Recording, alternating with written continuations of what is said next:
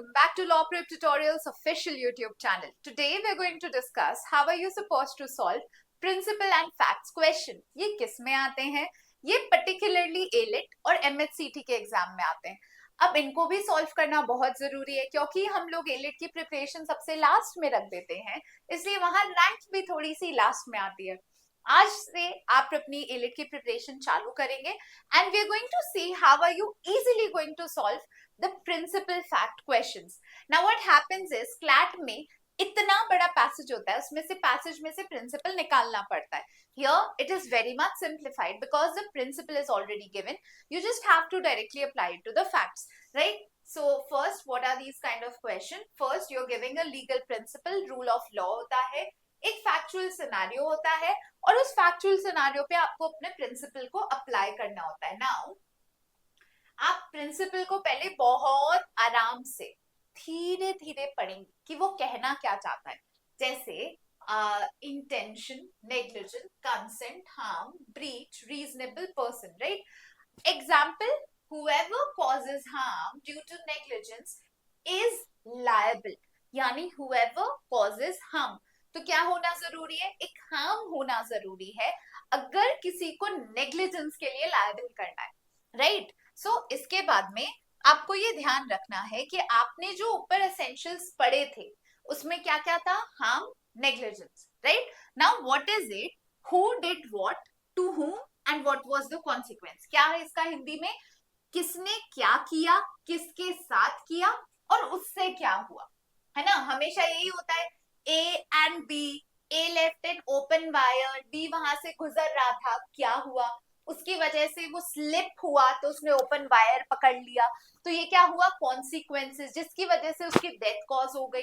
तो ये चीजों का ध्यान रखिए. ये तीन चीजें जो भी पढ़ लोगे तो ठीक है. Now very important point, boldly written in red, do not assume anything outside the given facts. ये भी तो हो सकता है ना कि कुछ और रीजन से, बाढ़ से हो गया हो, आंधी से वो वायर गिर गया हो सकता है कि उसने तो ध्यान रखा होगा. नहीं, you cannot assume anything outside your given facts, be it CLAT, be it ALET, right?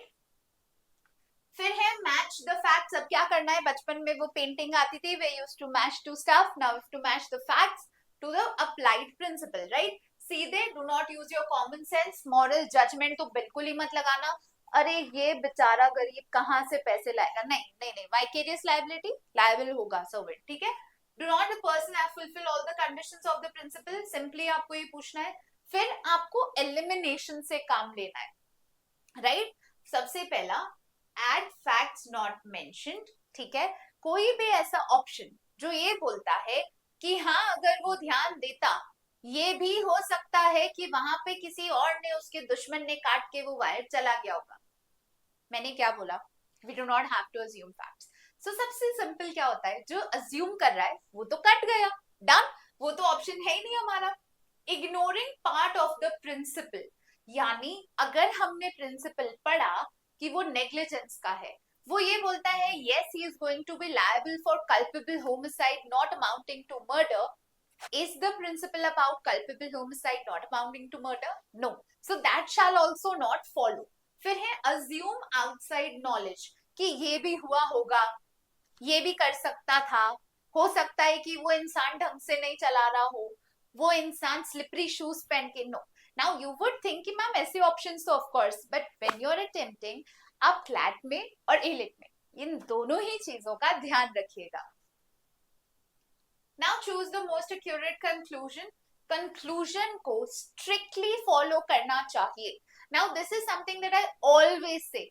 When you solve AR questions, it simply gives all cats are dogs, some dogs are not buffaloes. आप क्या इसमें वो लगाते हैं दिमाग? Ma'am, how can all cats be dogs? No, right? You just simply solve this. So same goes with this. If the particular passage is saying that for murder there is no intention required, for murder there is no intention required, right? Whatever they say, we have to quite blindly follow the principle. वो हमको law आता है नहीं आता है ये check नहीं कर रहे. हमको अगर वो कोई लॉ सिखाए तो उसका एप्लीकेशन हमें आता है या नहीं, बस वो देख रहे हैं, right? So of course the answer must strictly follow the principle given. and you must even if you disagree with the moral question, let's not do that, right? बिल्कुल मत करिएगा. अब इसमें यहाँ पे मैंने आपको जो जो अभी बताया था उसके बेसिस पे I've put a question, right?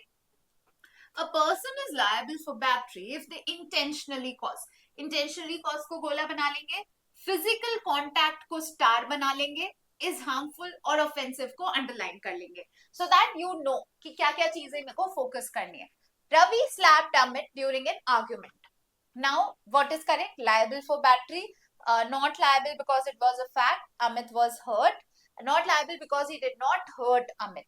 Now, the correct answer is liable for battery. Slap hua. Intentionally causes physical contact. Now, if somebody is there, I put this.